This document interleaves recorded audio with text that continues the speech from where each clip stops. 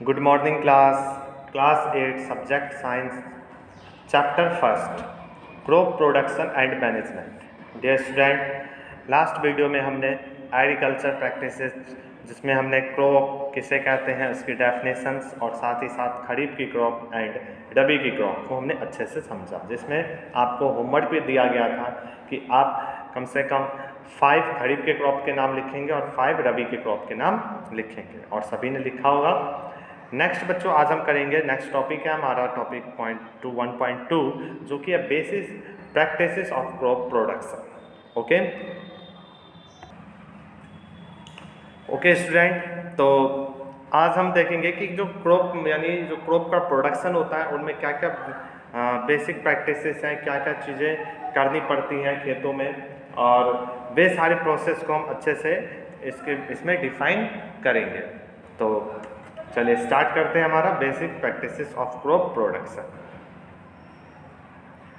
Okay student, तो cultivation of crops involve several activities undertaken by farmer over a period of times. Means फसल उगाने के लिए जो फार्मर्स होते हैं उनको पीरियड ऑफ टाइम के लिए, कई समय के लिए उनको बहुत सारी एक्टिविटी करने पड़ते हैं खेतों में। You may find that these activities are similar to those carried out by gardener और even by you when you grown ornamental plants in your house. These activity task are referred. मीन्स बच्चों, आपने भी अगर कभी पौधा लगाया हो फूल का या किसी फ्रूट का, तो भी आपने वही सारी एक्टिविटी की होंगी। या फिर आप कभी मान लो अपने गांव गए हो, तो गांव जब गए होंगे तो आपने देखा होगा कि आपके गांव में जो दादा या ताऊ जो भी खेतों में काम करते हैं, वे खेतों में जब कोई क्रॉप लगाते हैं तो उसके से पहले उस खेतों में क्या वो सारी एक्टिविटी करते हैं। इन सारी चीज़ों को आपने ज़रूर नोटिस किया होगा। तो आज हम वे सारी एक्टिविटीज़ को एक एक करके हम डिस्कस करेंगे। तो देखते हैं बच्चों, next to as agriculture practices which are listed below. यानी वे सारे एग्रीकल्चर जो प्रैक्टिसेस होते हैं, वे सारे जो स्टेप होते हैं, वे सारी जो पद्धतियाँ होती हैं, उनको हम समझेंगे। सबसे फर्स्ट है बच्चों आपका फर्स्ट प्रिपरेशन ऑफ सॉइल, यानी कि मिट्टी को तैयार करना। सेकेंड है बच्चों सोइंग मीन्स होता है बच्चों बीज को बोना। सबसे पहले हम क्या करते हैं बच्चों, मिट्टी के तैयार करते हैं। मान लीजिए आपको कोई खेत दे दिया गया, कोई फार्म हाउस दे दिया गया जो बहुत बड़ा है, आपको उसमें क्या करना है, पैडी की पैडी की क्रॉप लगानी है, यानी धान की फसल लगानी है। तो आप सबसे पहले क्या करेंगे, उस मिट्टी को जो कि पहले हार्ड है, उस हार्ड मिट्टी पे डायरेक्ट बीज को हम नहीं लगा सकते, डायरेक्ट हम बीज की सोइंग नहीं कर सकते। ऐसा क्यों? क्योंकि डायरेक्टली अगर हम बीज की बुआई करेंगे तो फसल नहीं होगा। तो सबसे पहले हमें मिट्टी का प्रिपरेशन करना होगा, यानी उनमें की जो कठोरता है मिट्टी की, जो उसकी हार्डनेस है, उसको सॉफ्ट करना होगा। उसके बाद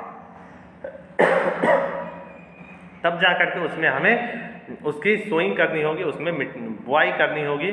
फिर उसमें हम क्या करेंगे, adding manure and fertiliser. Manure मतलब होता है बच्चों खाद, और फर्टिलाइजर्स में उर्वरक यानी खाद और जो उर्वरक होते हैं, यानी कि जो मिट्टी की फर्टिलिटी बढ़ाती है, मिट्टी की उत्पादकता बढ़ाती है, ऐसे हम दवाइयों को उसमें क्या करेंगे, मिक्स करेंगे। फिर बच्चों है इरिगेशन मीन्स होता है बच्चों सिंचाई क्या होता है, जैसे कि मान लीजिए आपने आज धान की फसल लगाई, ठीक है, या फिर मान लीजिए आपने गेहूं की फसल लगाई, तो जब वह लगाने के बाद उनको पानी की आवश्यकता होती है। तो पानी को हम क्या करते हैं, ट्यूबवेल से हो गया या हैंडपम्प से हो गया, या फिर बहुत सारी डिफरेंट वेज हैं जहाँ से हम वाटर को उसमें सप्लाई करते हैं अपने खेतों में।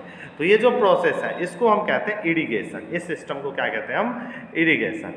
फिर बच्चों प्रोटेक्टिंग फ्रॉम वीड्स, यानी कि जो भी उसमें मान लीजिए आपने आज धान की फसल लगाई, और धान की फसल लगाने के बाद क्या हो जाता है, उसके साइड में बहुत सारे एक्स्ट्रा जो प्लांट्स हैं वे आ जाते हैं, जैसे कि मान लीजिए घास फूस या फिर कोई एक्स्ट्रा पौधा आ गया जो कि उसको एक तरीके से नुकसान पहुंचाएगा। तो हम उनसे उसको क्या करते हैं, सुरक्षा करने के लिए उसको कटाई करते हैं या उस पर दवाई छिड़कते हैं। तो ये सारी चीज़ें हम प्रोटेक्ट करने के लिए करते हैं। उसके बाद बच्चों 6th स्टेप क्या है, हार्वेस्टिंग मीन्स होता है बच्चों कटाई। आपने जो धान की फसल लगाई थी अब वो बड़ी हो गई, पक गई है, पकने के बाद उसको आप क्या करेंगे, उसकी आप कटाई करेंगे, वहाँ से उसको हार्वेस्ट करेंगे और हार्वेस्ट करने के बाद फिर उसका क्या होगा, last step storage. Storage means होता है बच्चों भंडारण। अब ये स्टोरेज का सिस्टम जो है वे बहुत ही अच्छा होना चाहिए। क्यों?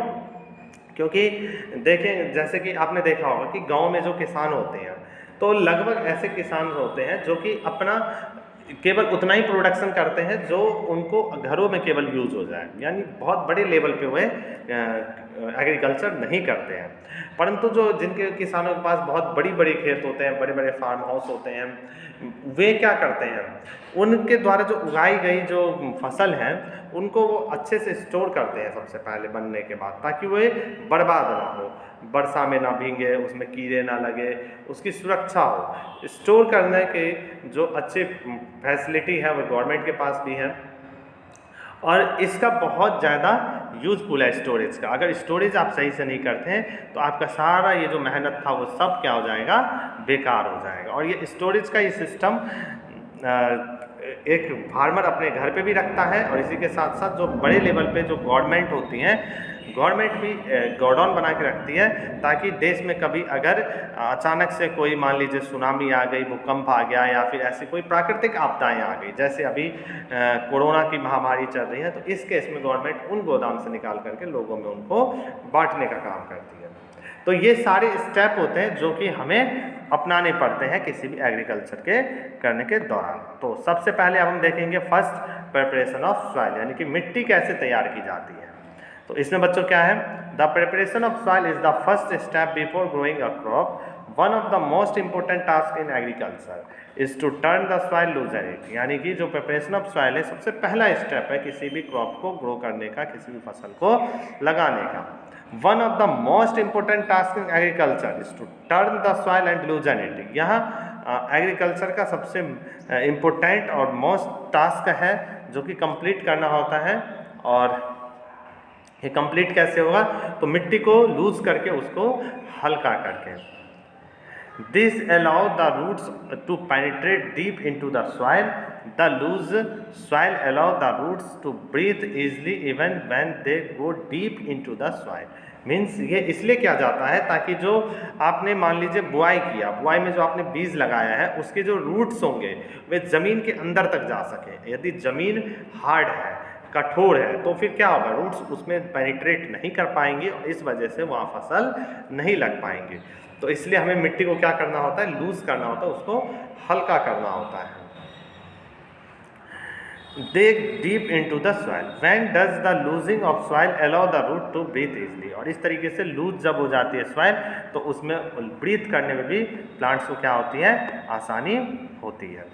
नेक्स्ट है बच्चों, the loosened soil help in the growth of earthworms and microbes present in the soil. और यही लूजेंट सॉइल यानी कि जो हल्की मिट्टी होती है उसमें ग्रोथ होता है किसका, तो अर्थवॉर्म्स का होता है, माइक्रोब्स यानी छोटे छोटे जो कीट माइक्रोब्स यानी बैक्टीरिया होते हैं, उनके ग्रोथ में ये क्या होता है, बहुत ही ग्रोथ होती है वहाँ पे मिट्टी में।